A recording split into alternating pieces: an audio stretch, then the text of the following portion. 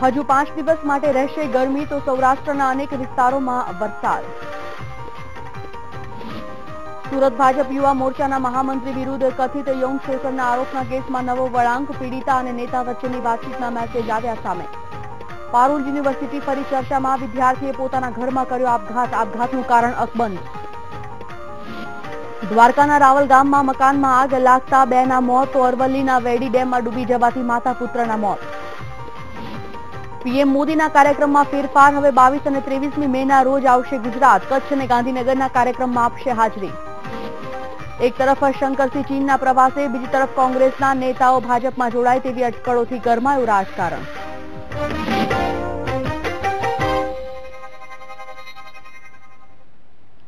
નમસ્કાર, આજે ગુજરાત સાથે હું છું સંજીવની. રાજ્યમાં આગામી 5 દિવસો સુધી કાળઝાળ ગરમીનો કહેર યથાવત રહેશે. હવામાન વિભાગની આગાહી પ્રમાણે અમદાવાદ સહિત રાજ્યના અનેક શહેરોમાં તાપમાનનો પારો 41 થી 44 ડિગ્રી વચ્ચે રહેશે. તેમજ ગુજરાતમાં 15 જૂન બાદ ચોમાસું બેસવાની સંભાવનાઓ છે, જેથી લોકોએ હાલ તો ગરમીનો પ્રકોપ સહન કરવો જ પડશે. વીટીવી સંવાદદાતા સોનલ અનડકટ ફોનલાઈન પર જોડાઈ ગયા છે. સોનલ, જે રીતે હવામાન વિભાગે આગાહી કરી છે તે મુજબ આગામી હજી 5 દિવસ સુધી ગરમી આ જ પ્રકારની રહેવાની શક્યતા સેવવામાં આવી રહી છે. અન્ય કેવા પ્રકારની આગાહી? જીવન હવામાન વિભાગ તરફથી જે આગાહી કરવામાં આવી છે તેમાં મુખ્યત્વે હવામાન વિભાગ તરફથી એવું જણાવવામાં આવ્યું છે કે આગામી 4 થી 5 દિવસ સુધી હવે જે પવનો વાઈ રહ્યા છે ગુજરાત પર તે મુખ્યત્વે સાઉથ વેસ્ટર્નલી અને વેસ્ટર્નલી એટલે કે દક્ષિણ અને પશ્ચિમ દિશામાંથી આ પવનો આવી રહ્યા છે, જેમાં ભેજનું પ્રમાણ અત્યંત ઊંચું છે, એટલે કે 75 થી 80% જેવો ભેજ હાલ વાતાવરણમાં અનુભવાઈ રહ્યો છે અને જેના કારણે તેને લોકો બફારાનો અને સખત ગરમીનો અનુભવ કરી રહ્યા છે. અને આગામી 5 દિવસ સુધી અમદાવાદ સહિત રાજ્યભરના વિવિધ શહેરોનું તાપમાન 41 થી 44 ડિગ્રી વચ્ચે રહેવાની આગાહી હાલ હવામાન વિભાગ તરફથી કરવામાં આવી છે. અને ખાસ કરીને જો વરસાદની વાત કરવામાં આવે તો દિલ્હીના હવામાન વિભાગ તરફથી અગાઉ જાહેરાત કરવામાં આવી હતી કે 30 મે સુધીમાં કેરળ ખાતે જે ચોમાસું છે તે ટચ થઈ જશે અને તેના આધારે જો કે ગુજરાત સંદર્ભે હજુ સુધી ચોમાસાની કોઈ ચોક્કસ આગાહી કરવામાં આવી નથી, પરંતુ સામાન્ય રીતે 15 જૂન બાદ ગુજરાતમાં ચોમાસું શરૂ થતું હોય છે અને તેના આધારે જ દર વર્ષની જે આ ચાલુ આવે છે તે જ પ્રમાણે આ વખતે હવામાન વિભાગ તરફથી પણ આ જ એક સંભાવના રજૂ કરવામાં આવી છે કે લગભગ 15 જૂન બાદ ગુજરાતમાં ચોમાસું શરૂ થાય તેવી સંભાવના છે. સંજીવ. સોનલ, માહિતી માટે આપનો આભાર.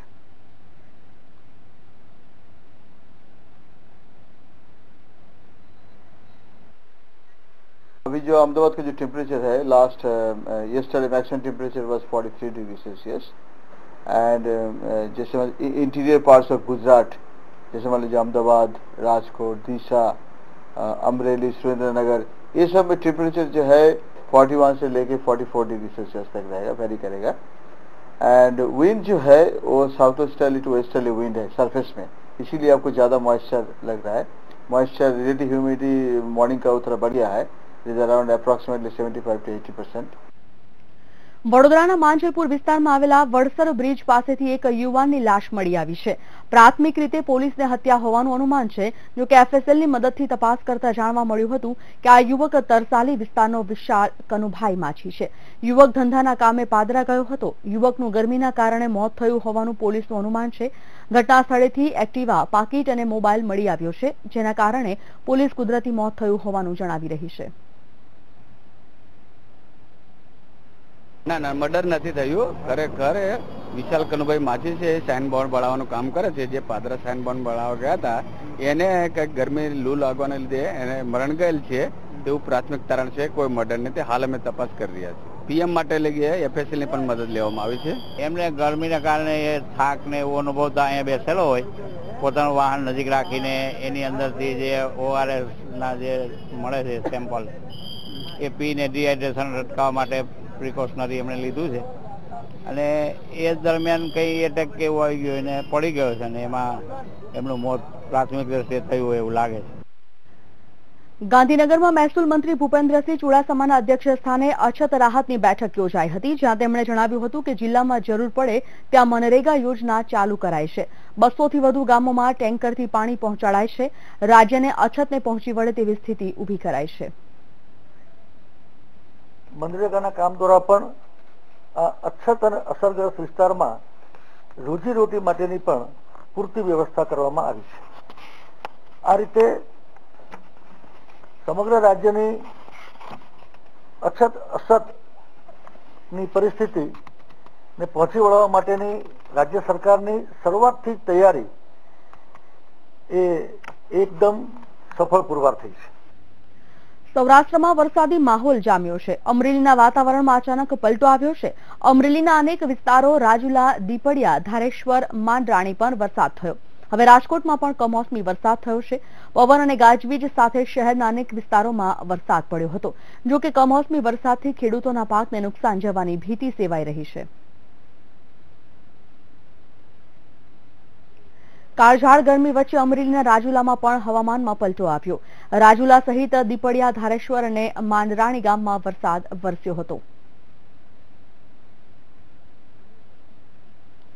સૌરાષ્ટ્રમાં વરસાદી માહોલ જામ્યો છે. અમરેલીના અનેક વિસ્તારો ભીંજાયા બાદ હવે રાજકોટમાં પણ કમોસમી વરસાદ થયો. પવન અને ગાજવીજ સાથે શહેરના અનેક વિસ્તારોમાં વરસાદ પડ્યો. જો કે કમોસમી વરસાદથી ખેડૂતોના પાકને નુકસાન જવાની ભીતિ પણ સેવાઈ રહી છે. એક તરફ ગરમીનો પ્રકોપ અને બીજી તરફ વાતાવરણમાં પલટો. તો સૌરાષ્ટ્રમાં વિવિધ વિસ્તારોમાં પવન સાથે વરસાદ પડ્યો હતો. પવન અને ગાજવીજ સાથે ધોધમાર વરસાદ નોંધાયો હતો. મહત્વપૂર્ણ છે કે રાજકોટ પંથકમાં અચાનક વાતાવરણમાં પલટો આવતા લોકોએ ઠંડકનો અનુભવ કર્યો હતો. સુરતના યુવા ભાજપના મહામંત્રી દ્વારા જાતીય શોષણના મામલે પીડિતા અને મોનિલ ઠાકરની શિવરાત્રી દરમિયાન થયેલી વાતચીતની ઓડિયો ક્લિપ સામે આવી છે. પીડિતા અને મોનિલ ઠાકરના વોટ્સઅપ મેસેજ પણ સામે આવ્યા છે. ઓડિયો અને વોટ્સઅપમાં ગર્ભપાતની વાતચીત તેમજ મોનિલ પીડિતાને ગર્ભપાત કરાવવા દબાણ કરતો હતો. ઓડિયો ક્લિપમાં પીડિતાએ ગર્ભપાત કરાવ્યાનો ખુલાસો પણ સામે આવ્યો છે. જ્યારે સુરતના જાણીતા ડોક્ટરને ત્યાં ગર્ભપાત કર્યાનો ખુલાસો થયો છે. મોનિલ વોટ્સઅપ ચેટ ડિલીટ કરવા દબાણ કરતો હતો.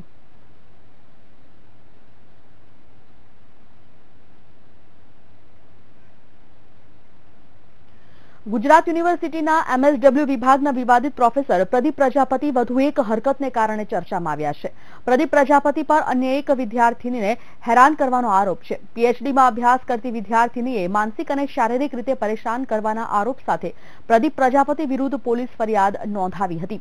જો કે વિદ્યાર્થીનીનો આરોપ છે કે વર્ષ 2012માં ગુજરાત યુનિવર્સિટીમાં વિદ્યાર્થીની PhD જલ્દી પૂર્ણ કરવાનો વાયદો કરીને એડમિશન લેવડાવ્યું હતું. જો કે બાદમાં આ જ વિદ્યાર્થીનીને પ્રોફેસર દ્વારા 3 વર્ષથી પરેશાન કરવામાં આવી રહી હતી.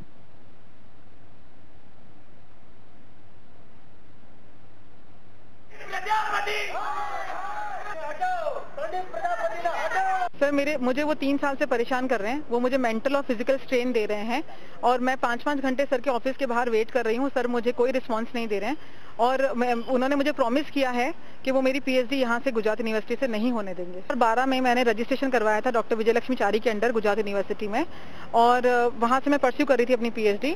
और जब मुझे प्रजापति सर ने कॉन्टैक्ट किया और बोला कि वो मेरी PhD जल्दी खत्म करवा सकते हैं, इसलिए मैं वहाँ से NOC ले लूँ और मैं प्रजापति सर के अंडर में आ जाऊँ. मैंने ये गलती करी और इस गलती की वजह से वो उस गलती का भुगतान मैं अभी तक भर रही हूँ और पूरे 4 साल कंप्लीट हो गए हैं और वो मुझे कंटिन्यूअस हैरेस कर रहे हैं. જો કે આ મામલો ભલે હમણાં સામે આવ્યો હોય પરંતુ પ્રોફેસર પ્રજાપતિની માંગણીઓ અને ધમકીઓથી કંટાળીને વિદ્યાર્થીનીની કાઉન્સેલિંગ કરવાની જરૂર પણ પડી હતી.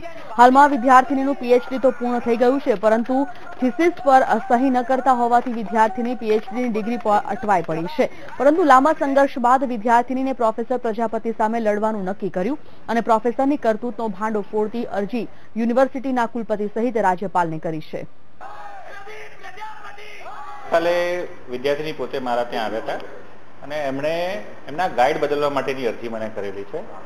બીજી કોઈ ફરિયાદની મારી પાસે માહિતી નથી, પણ મને પ્રચાર માધ્યમોથી જાણવા મળ્યું છે કે આવી કોઈ ફરિયાદ પણ થઈ છે. મારી પાસે આવેથી એને જે અમારું ફોર્મેટ જે છે ICCનું એની અંદર મોકલી આપવામાં આવશે અને એની વિસ્તૃત તપાસ કરવામાં આવશે. તો આ તરફ વડોદરાની પારુલ યુનિવર્સિટી ફરી એકવાર ચર્ચામાં આવી છે. પારુલ યુનિવર્સિટીના એક વિદ્યાર્થીએ આત્મહત્યા કરી છે. પારુલ યુનિવર્સિટીમાં ભણતા વિદ્યાર્થીએ પોતાના નિવાસસ્થાને દંતેશ્વર ડુપ્લેક્સમાં જ ગળે ફાંસો ખાઈ લીધો, જે બાદ તેને હોસ્પિટલમાં ખસેડવામાં આવ્યો હતો પરંતુ બાદમાં ડોક્ટર દ્વારા તેને મૃત જાહેર કરવામાં આવ્યો હતો. છેલ્લા 2 મહિનામાં 4 વિદ્યાર્થીઓએ આત્મહત્યા કરી છે.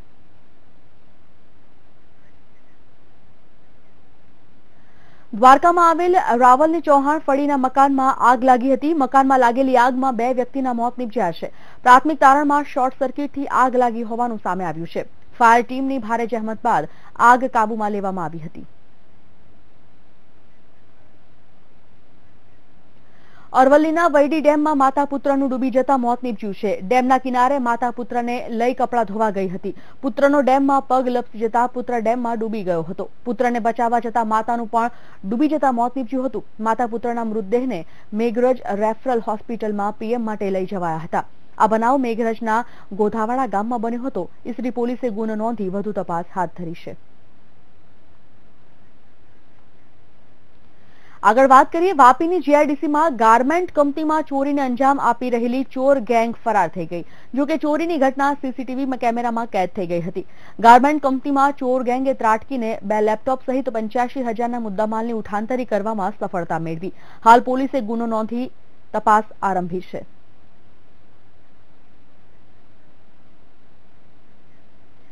ભાવનગર પોલીસ દ્વારા ભાવનગર શહેર અને તેની આસપાસના વિસ્તારમાં ઝડપાયેલા દારૂનો નાશ કરવામાં આવ્યો. અંદાજિત 20,000થી વધારે દારૂની બોટલોનો ચિત્રા વિસ્તારમાં નાશ કરવામાં આવ્યો હતો. 50 લાખના દારૂનો નાશ કરવાની કામગીરી હાથ ધરવામાં આવી હતી. ઘટના સ્થળે ડીવાયએસપી સહિત મોટી સંખ્યામાં પોલીસનો કાફલો પણ હાજર હતો. આમ તો એક તરફ ગુજરાતમાં દારૂબંધી છે, છતાં આટલી મોટી સંખ્યામાં સમયાંતરે દારૂ પકડાતો જ રહે છે. આજરોજ ભાવનગર ડિવિઝનના તમામ પોલીસ સ્ટેશનનો ગુનાનો જે મુદ્દામાલ છે પ્રોહિબિશનનો, એનો આજરોજ નાશ થવાની પ્રક્રિયા હાથ ધરાના છે. તમામ ડિવિઝન, ભાવનગર ડિવિઝનના હેઠળના તમામ પોલીસ સ્ટેશનનો મુદ્દામાલ આજરોજ નાશ થવા પાત્ર જે મુદ્દામાલ છે એ લોકો અત્યારે આવેલ છે, એની પ્રક્રિયા હાથ ધરાનાર છે. પહેલા ટ્વિટર પરથી કોંગ્રેસના આલાઓને અનફોલો કરવા અને ત્યારબાદ હવે બાપુનું અચાનક અજ્ઞાતવાસમાં ઉતરી જવું કોંગ્રેસમાં ભંગાણના એંધાણ દર્શાવી રહ્યું છે.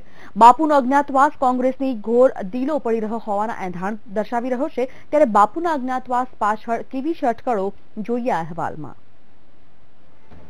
કોંગ્રેસમાં ભરતસિંહ સોલંકી અને વિધાનસભા વિપક્ષના નેતા શંકરસિંહ વાઘેલા વચ્ચે શીત યુદ્ધ જામ્યું છે.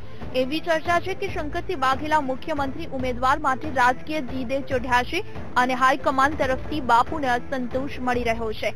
તેવામાં શંકરસિંહ બાપુ અજ્ઞાતવાસમાં ઉતરી ગયા છે. એટલે કે શંકરસિંહ બાપુએ અચાનક જ કોઈને જાણ કર્યા વિના ચાઇનાનો પ્રવાસ પસંદ કર્યો. એક તરફ વિધાનસભા ચૂંટણીની જોરશોરથી તૈયારીઓ ચાલી રહી છે, તેવા સમયે જ બાપુના 7 થી 10 દિવસના અજ્ઞાતવાસે કોંગ્રેસ નેતાઓને દોડતા કરી મૂક્યા છે. બાપુના પ્રવાસથી રાજકીય ચહલ પહલે જોર પકડ્યું છે. ત્યારે બાપુના કાયદાકીય સલાહકાર કરણસિંહ વાઘેલા શું કહી રહ્યા છે, સાંભળીએ. બાપુના પ્રવાસમાં બાપુ વેકેશન કરવા માટે 10 દિવસ માટે બહાર ગયા છે. એમાં કોઈ રાજકીય પેલું એ નથી. ખરેખર કોઈ બી માણસને સતત કોઈ કામગીરીમાં વ્યસ્ત હોય અને માનસિક અને શારીરિક રીતે જ્યારે માણસ થાકે ત્યારે એને આરામ કરવા માટે આ રીતે પ્રવાસમાં જતા હોય છે. માત્ર ને માત્ર આરામ કરવાનો જ આ પ્રવાસ છે. એમાં કોઈ રાજકીય અજ્ઞાતવાસ કે આ તે બીજું કોઈ કારણ રીઝન છે નહીં. ખાસ સૂત્રો તરફથી મળતી માહિતી પ્રમાણે બાપુ હાઈકમાન્ડથી નારાજ છે. તો આપને એ પ્રશ્ન ચોક્કસ થશે કે બાપુ કેમ નારાજ છે? તો અમે આપને જણાવી દઈએ કે બાપુનું નામ આગામી ચૂંટણીમાં મુખ્યમંત્રી પદ માટે ગુંજ્યું હતું. તે માટે વસંત બગડામાં કોંગ્રેસના ધારાસભ્ય અને કોંગ્રેસના પૂર્વ પ્રભારી ગુરુદાસ કામત વચ્ચે બેઠક પણ યોજાઈ હતી. ભરતસિંહની ગેરહાજરીમાં યોજાયેલ આ બેઠકમાં 39 જેટલા ધારાસભ્યોએ બાપુને મુખ્યમંત્રી પદના ઉમેદવાર જાહેર કરવાની રજૂઆત પણ કરી હતી. પરંતુ ગુરુદાસ કામત ધારાસભ્યોની રજૂઆત હાઈકમાન્ડ સુધી પહોંચાડે તે પહેલા જ બેઠકથી નારાજ હાઈકમાને ગુરુદાસ કામતને પદ પરથી હટાવી તેની જગ્યા પર ગુજરાત કોંગ્રેસના નવા પ્રભારી તરીકે અશોક ગેહલોતની નિમણૂક કર્યા.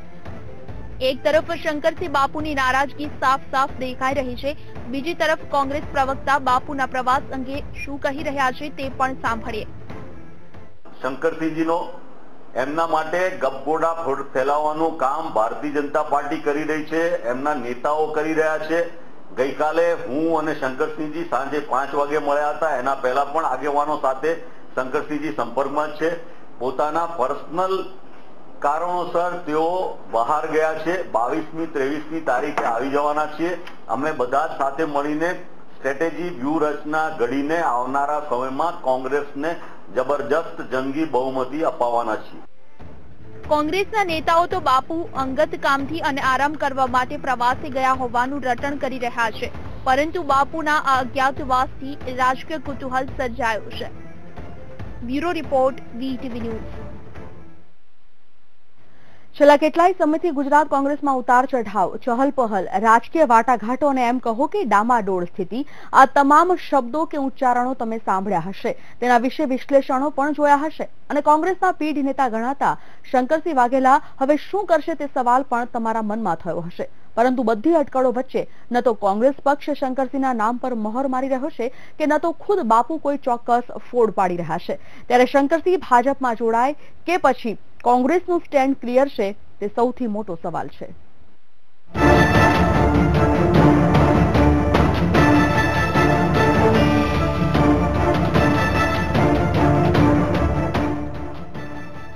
કોંગ્રેસમાં ભંગાણના એદાણ, શંકરસિંહ અને ભરતસિંહ વચ્ચે શીતયુદ્ધ. ભાજપનો જ હાથ છે, અફવા ફેલાવવાની એની પદ્ધતિ છે. કોંગ્રેસમાં વિખવાદ વચ્ચે ભાજપનું ઘી હોમાયું. કોંગ્રેસ નેતાઓનું ભાજપમાં સ્વાગત. જે કોઈ ભારતીય જનતા પાર્ટીમાં આવવા માંગતા હોય એ અમારી વિચારધારા સાથે સહમત હોય તો ભારતીય જનતા પાર્ટી ચોક્કસપણે કે બધા જ મિત્રોને સ્વીકારવા તૈયાર છે. ગુજરાત વિધાનસભાની ચૂંટણી ભાજપ કોઈ પણ કાળે બહુમતથી જીતવા માંગે છે, જ્યારે બીજી તરફ કોંગ્રેસ ભાજપને 150 માંથી 50 સીટ પર લાવીને મૂકી દેવા માંગે છે. પરંતુ કોંગ્રેસનો આંતરિક વિખવાદ ચરમસીમાએ પહોંચ્યો છે. સૂત્રો તરફથી મળતી માહિતી બાદ એવી પણ ચર્ચા ચાલી કે બાપુ કોંગ્રેસમાંથી છેડો ફાડવાની તૈયારીમાં છે અને તેમણે ચૂંટણી પ્રચારની કમાન સંભાળવાનો ઇનકાર કર્યો છે. અંગત સૂત્રોના જણાવ્યા પ્રમાણે બાપુ ભાજપ સાથે રાજકીય ડીલ કરી શકે છે અને રાજ્યસભાના સભ્ય પણ બની શકે છે. એવી પણ ચર્ચા છે કે શંકરસિંહ બાપુની દિલ્હીથી જ રાજકીય ડીલ થઈ રહી છે. બીજી તરફ કોંગ્રેસના કેટલાક નેતાઓ ભાજપમાં જોડાવાના એધાણ અંગે ભાજપ પ્રવક્તા આઈ.કે. જાડેજાને પૂછવામાં આવ્યું તો તેમણે કંઈક આવું નિવેદન આપ્યું.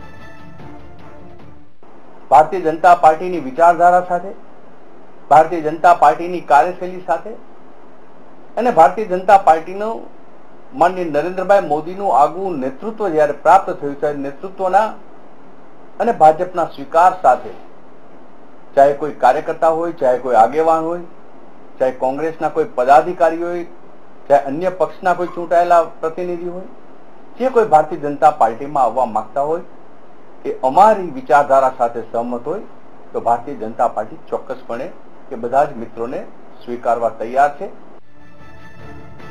મહત્વનું છે કે બાપુના અજ્ઞાતવાસથી રાજકીય માહોલ ગરમાયો છે. એવી ચર્ચાઓ છે કે બાપુ કોંગ્રેસ છોડે તો તેમની સાથે કેટલાક ધારાસભ્યો કોંગ્રેસ છોડશે. એટલે કે વિધાનસભાની ચૂંટણી અગાઉ જ કોંગ્રેસના અડીખમ ધારાસભ્યો કોંગ્રેસને બાય બાય કહેવાના મૂડમાં છે, જેમાં શંકરસિંહ વાઘેલાના પુત્ર મહેન્દ્રસિંહનું નામ ગુંજી રહ્યું છે. ત્યારે આવી અફવાઓ વચ્ચે કોંગ્રેસ પ્રવક્તા ભરતસિંહ સોલંકીએ જણાવ્યું છે કે ભારતીય જનતા પાર્ટી ગભરાઈ ગઈ છે. ખુદ ભાજપના જ નેતાઓ ડઘાઈ ગયા છે અને પોતાની પાર્ટી બદલવાની ફિરાકમાં છે. ભારતીય જનતા પાર્ટી છેલ્લા કેટલાય વખતથી આવી વાતો કરી રહી ને અફવાઓ ફેલાઈ રહી છે. કોંગ્રેસના તમામ ધારાસભ્યો જેનું પણ નામ આવ્યું બધાએ પોતે ટીવી મીડિયાને કહ્યું છે કે અમે એકલા રહીએ તો પણ કોંગ્રેસમાં રહીશું, કોઈ ભારતીય જનતા પાર્ટી કે બીજા પક્ષમાં જવાની વાત આવતી નથી. ઉલટાનું હું તમને ચોક્કસપણે ખાતરીથી કહું છું કે આવનારા થોડા દિવસોમાં, અઠવાડિયા 10 દિવસમાં ભારતીય જનતા પાર્ટીના કેટલાક આગેવાનો કોંગ્રેસમાં જોડાશે. એક તરફ નારાજ શંકરસિંહ વાઘેલાએ વિધાનસભા ચૂંટણી પ્રચારની કમાન સંભાળવાનો ઇનકાર કરી દીધો છે, ત્યારે ખરેખર બાપુ શું ઈચ્છી રહ્યા છે? શું કોંગ્રેસ પાર્ટી કોઈ નવો ધડાકો કરશે? શું નવસર્જનનું વિસર્જન થશે કે પછી બાપુ નાયકમાંથી બનશે ખલનાયક? આ તમામ સવાલોના જવાબ મેળવવા હાલ બની રહ્યા છે અઘરા. Bureau report, VTV news. કોંગ્રેસના નેતા શંકરસિંહ વાઘેલાની પક્ષ છોડીને જવાની વહેતી થયેલી વાતથી ભારે ચર્ચા જગાવી હતી, જેથી પ્રદેશ કોંગ્રેસના નેતા અર્જુન મોઢવાડિયાએ નિવેદન આપતા જણાવ્યું હતું કે શંકરસિંહ ક્યાંય જવાના નથી. જે સમાચારો વહેતા થયા છે તેમાં કોઈ સત્યતા નથી. જનતા પાર્ટી કે બીજા પક્ષમાં જવાની વાત સદંતર ખોટી છે. બીજા જવાની કોઈ વાત જ કરી નથી. સામેથી જ બધા એમ કહે છે કે અમને કોઈ કશી વાતમાં ખબર નથી. છતાં એક એજન્ડા લઈને આ પ્રકારની વાતો કરવામાં આવે છે. હું માનું છું કે એના કરતા મીડિયા જગતમાં અને બીજા બધાએ ઓથેન્ટિક વાતો કે ઓથેન્ટિક સ્ટેટમેન્ટ લઈને વાત કરવી જોઈએ. આ ગેરમાર્ગે દોરાવતી અને કોંગ્રેસમાં વિખવાદ ઉભો કરવાની ઈરાદાથી ફેલાવવામાં આવેલી વાતો છે. કોંગ્રેસના 8 ધારાસભ્ય ભાજપમાં જોડાવાની વાતને નકારવામાં આવી છે. ઠાસરાના ધારાસભ્ય રામસિંહ પરમારે કોંગ્રેસમાં જોડાવાની વાત ખોટી ગણાવી છે. બાપુ સાથે ઘણા મોટા નેતાના સંબંધ છે અને તે કાયમી રહેવાના છે. બાપુ અને કોંગ્રેસના કોઈ ધારાસભ્ય કે નેતા જોડાવાના નથી તેમ સ્પષ્ટ જણાવ્યું હતું. અત્યારે જે અફવા ચાલી રહી છે અફવા ખોટી છે. શંકરસિંહ બાપુએ 2 દિવસ પહેલા પણ સ્ટેટમેન્ટ આપેલું છે, પ્રેસ કરેલું છે કે હું કોંગ્રેસ છોડવાનો નથી, મુખ્યમંત્રીનો ઉમેદવાર નથી અને પાર્ટીને રહીને જ હું કામ કરવાનો છું અને પ્રચાર કરવાનો છું. એવું બહુ સ્પષ્ટ એમણે બતાવ્યું છે કે હું પાર્ટી છોડવાનો નથી. મારા નામે જે મારા જૂથની વાત કરે છે. કોંગ્રેસના જનરલ સેક્રેટરી રાજીવ સાતવે જૂનાગઢની મુલાકાત લીધી હતી, જ્યાં તેમણે કોંગ્રેસ પ્રદેશ કક્ષાના આગેવાનો, જિલ્લા કોંગ્રેસના આગેવાનો અને કાર્યકર્તાઓ સાથે બેઠક યોજી હતી. આગામી વિધાનસભાની ચૂંટણી અંગે વિસ્તૃત ચર્ચાઓ કરી હતી. જૂનાગઢ શહેર અને જિલ્લા કોંગ્રેસના આગેવાનો સાથે અલગ અલગ બેઠક કરવામાં આવી હતી. ચૂંટણીમાં કોંગ્રેસના વિજય માટે રણનીતિ નક્કી કરવામાં આવી હતી. તો બીજી બાજુ શંકરસિંહ કોંગ્રેસ છોડી રહ્યા હોવાની ચર્ચાઓએ જોર પકડ્યું છે. ત્યારે રાજીવ સાતવેએ કહ્યું હતું કે શંકરસિંહ બાપુ કોંગ્રેસમાં હતા અને કોંગ્રેસમાં રહેશે. પ્રધાનમંત્રી મોદી આગામી 22 અને 23મી મે ગુજરાતની મુલાકાતે આવી રહ્યા છે, જેને લઈને ભાજપ પ્રદેશ પ્રમુખ આઈ.કે. જાડેજાએ પ્રધાનમંત્રી મોદીના કાર્યક્રમ અંગે જાહેરાત કરી. આઈ.કે. જાડેજાના જણાવ્યા પ્રમાણે પ્રધાનમંત્રી મોદી કચ્છમાં નર્મદાના નીરના વધામણા કરશે અને જે બાદ કંડલા ખાતે એક કાર્યક્રમમાં હાજરી આપવાના છે. 22મીએ કંડલાથી હવાઈ માર્ગે અમદાવાદ પહોંચશે. અમદાવાદ ખાતે ભાજપ દ્વારા પ્રધાનમંત્રીનું ભવ્ય સ્વાગત કરાશે. તેમજ 22મીના ગાંધીનગર રાજ્યભવનમાં રાત્રિ રોકાણ કરશે, જે બાદ આગામી 23મીએ મહાત્મા મંદિર ખાતે એક કાર્યક્રમમાં હાજરી આપશે અને ત્યારબાદ આફ્રિકન ડેવલપમેન્ટ બેંકના કાર્યક્રમમાં હાજરી આપ્યા બાદ સાંજે દિલ્હી જવા માટે રવાના થશે.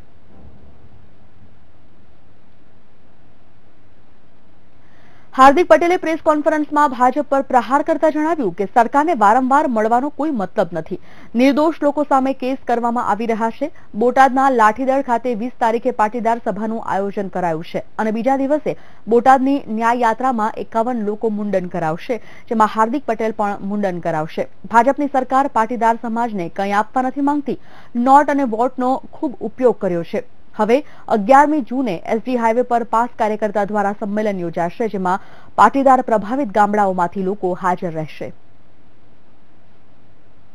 20 તારીખે રાત્રે બોટાદની અંદર લાઠીદળ ખાતે 40,000 થી વધુ પાટીદારોની અધિકાર સભાનું એક આયોજન કરવામાં આવ્યું છે અને એ જ લાઠીદળ ગામમાં 20 તારીખે સવારમાં સરકારના અત્યાચારના વિરોધમાં, પંકજની કરેલી હત્યાના વિરોધમાં માંડવી ખાતે જે 52 વર્ષની મહિલા પર બલાત્કાર અને તેની હત્યા કરવાના વિરોધમાં 51 યુવાનો મુંડન, જેમાં હું પણ ખુદ મુંડન કરાવવાનો છું, અમે 51 લોકો મુંડન કરાવીને ત્યાંથી યાત્રા 50 ગામોમાંથી ફરીને ભાવનગર ની અંદર પહોંચે. ભાવનગર ની અંદર સાંજે 4 થી 6 કલાકે એક યાત્રા નીકળશે અને સાંજે ભાવનગર સ્ટેટના યુવરાજ સાહેબને મળવાનો પ્રયાસ કરીશું. એમનો અમે સમય માંગીશું અને એ બાદ સાંજે ભાવેણાની શીલગર્જના નામનો એક કાર્યક્રમ યોજાવાનો છે અને એની અંદર પણ વિશાળ સંખ્યામાં લોકો ત્યાં જોડાવાના છે.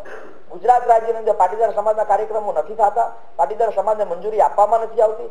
આવા તમામ મુદ્દાઓ સાથે અમે સરકારની સામે લડવા માટે તૈયાર છીએ. સરકાર વારંવાર અમને લોકોને કહે છે કે આપ લોકો સમાજની જે પણ કઈ માંગણી હોય સરકારમાં રજૂઆત કરો. મેં વારંવાર કરી છે, પણ ભાજપની સરકાર પાટીદાર સમાજને કઈ આપવા નથી માંગતી. નોટ અને વોટનો ખૂબ ઉપયોગ કર્યો છે. એ બાદ અમે જે પ્રમાણે સોશિયલ મીડિયાની અંદર વારંવાર ફરી રહ્યું છે કે 10 જૂને જીએમડીસી ગ્રાઉન્ડની અંદર સભા છે. હકીકતમાં 10 જૂને કાર્યક્રમ હતો, પણ 10 જૂનની જગ્યાએ 11 જૂનનો કાર્યક્રમ અમે નક્કી કર્યો છે. વિશ્વભરમાં છેલ્લા 5 દિવસથી રેન્સમવેર વાનાક્રાય વાયરસે હાહાકાર મચાવ્યો છે, જેના કારણે લોકોના કમ્પ્યુટરના ડેટા કરપ્ટ થઈ રહ્યા છે. આ હેકર દ્વારા ભારતની ઘણી બધી સરકારી વેબસાઇટ અને ઓફિસો પર એટેક કરવામાં આવ્યો છે. અમદાવાદના પશ્ચિમ રેલવે વિભાગના કમ્પ્યુટર પર રેન્સમવેરની ઝપેટમાં આવી ગયા છે. ડીઆરએમ ઓફિસના 4 જેટલા કમ્પ્યુટરમાં આ પ્રકારનો વાયરસ આવી જતા આઈટી વિભાગ અને રેલવે વિભાગ દોડતું થયું છે. મંગળવારના અચાનક જ આ વાયરસના લીધે રેલવે તંત્રએ તમામ કમ્પ્યુટર્સમાં ઇન્ટરનેટ બંધ કરવાનું જાહેરનામું બહાર પાડ્યું હતું અને જ્યાં સુધી આ વાયરસ કમ્પ્યુટરમાંથી નીકળે નહીં ત્યાં સુધી ઇન્ટરનેટ ચાલુ ન करवाનું પણ કહેવામાં આવ્યું હતું. ये सॉफ्टवेयर की जो प्रॉब्लम है वो वर्ल्ड वाइड है. वैसे रेलवे का जो पीआरएस और यूटीएस सिस्टम है वो बराबर वर्क कर रहा है. यात्रियों को आरक्षित और अनारक्षित टिकट मिलने में कोई दिक्कत नहीं है. ऑफिस के कुछ कंप्यूटर में ये प्रॉब्लम भी है जो कल तकनीकी रूप से उपस्थित हुई थी, उसे दूर करने का प्रयास कर रहे हैं और इसे वर्तमान में इसे कंप्यूटर्स को बंद किया गया है. यानी ये वायरस है या और कुछ टेक्निकल प्रॉब्लम है? ना, जो भी कंप्यूटर में कुछ टेक्निकल प्रॉब्लम है वो क्या चीज है क्या है उसका लोग जो एक्सपर्ट है वो उसकी ठीक करने में लगे हैं. રાજકોટ જિલ્લા કલેક્ટર ઓફિસથી 8 જેટલી સિસ્ટમમાં રેન્સમવેર વાયરસની અસર જોવા મળી હતી. અપીલ શાખા અને મેજિસ્ટર બ્રાન્ચ તેમજ જનરલ બ્રાન્ચની કમ્પ્યુટર સિસ્ટમમાં રેન્સમવેર વાયરસની અસર જોવા મળી. તદુપરાંત રાજકોટ જિલ્લાના ઉપલેટા અને ધોરાજી ખાતે ઈ-ધરાની સિસ્ટમની અંદર આ વાયરસની અસર થઈ હોવાનું સામે આવ્યું છે. સદનસીબે સિસ્ટમનું બેકઅપ હતું અને સલામતીના ભાગરૂપે કલેક્ટર તંત્ર દ્વારા હાલ તમામ સિસ્ટમની અંદર એન્ટીવાયરસ સોફ્ટવેર અપડેટ કરી દેવામાં આવ્યા છે. ઈ-ધરાના 1-2 કમ્પ્યુટરમાં અસર થયું છે. ઓવરઓલ 7 થી 8 કમ્પ્યુટરોમાં આપણે કહી શકાય કે અસર થયા છે. પર ધારો કે મને રિવ્યુ કર્યું કે મેજિસ્ટ્રેટ બ્રાન્ચમાં અમારી પાસે આખું બેકઅપ હતું આખા કમ્પ્યુટરનું, એટલે કોઈ અસર એના કારણથી અમે નુકસાન નથી થયા. કોઈ સેન્સિટિવ ડાટા એનાથી બ્લોક નથી થયો છે. પછી તો એન્ટીવાયરસ ટ્રેડ માઇક્રો આપણે નાખવામાં આવ્યું છે. દરેક કમ્પ્યુટર અત્યારે ચાલુ જ છે. પર તેમ છતાં અમે 2 દિવસ 4 દિવસ એ પર વોચ રાખવાનું કીધું છે કે કોઈ જ્યાદા સેન્સિટિવ વધારે એગ્રેસિવ કોઈ વાયરસ આવી જાય અને આપણી તૈયારી ના હોય તો બધું સિસ્ટમ ના ખોરવાય. રેન્સમવેર વાયરસના કારણે વડોદરામાં મોટા પ્રમાણમાં અસર જોવા મળી હતી. વડોદરાના 70% એટીએમ બંધ રાખવા પડ્યા હતા. મોટાભાગની રાષ્ટ્રીયકૃત બેંકોના એટીએમ છેલ્લા 24 કલાકથી બંધ છે. આ ઉપરાંત દસ્તાવેજ નોંધણીની રજીસ્ટર કચેરીના 7 સેન્ટરોની સિસ્ટમ પણ બંધ હતી. જ્યારે એસએસજી હોસ્પિટલની પણ સિસ્ટમ બંધ રાખવાની ફરજ પડી હતી અને વેટ વિભાગની પણ સિસ્ટમને અસર થઈ હતી. આ કારણે ટેક્સને લગતું કામ પણ બંધ થઈ ગયું હતું. હજી પણ આગામી 2 દિવસ સુધી સોફ્ટવેર અપડેટ કરીને કમ્પ્યુટરો રાબેતા મુજબ શરૂ કરવામાં આવશે તેવું સૂત્રો દ્વારા જાણવા મળ્યું હતું.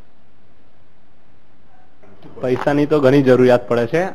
આજે અને કાલે હવે 2 દિવસથી હું 10 એટીએમમાં ટ્રાય કરું છું. હું નોકરીદાતા છું, તેથી કરીને હું બેંકમાં જઈ નહીં શકતો પૈસા લેવા માટે, અને અત્યારે હાલમાં મારે ગામ જવા માટે પૈસાની સખત જરૂર હોવાથી હું હવે આવતીકાલ સુધીમાં હવે રજા પાડીને પણ પૈસા લેવા પ્રયત્ન કરીશ. આજે ગુજરાતમાં અત્યારે બસ આટલું જ. રજા લઈશ. નમસ્કાર.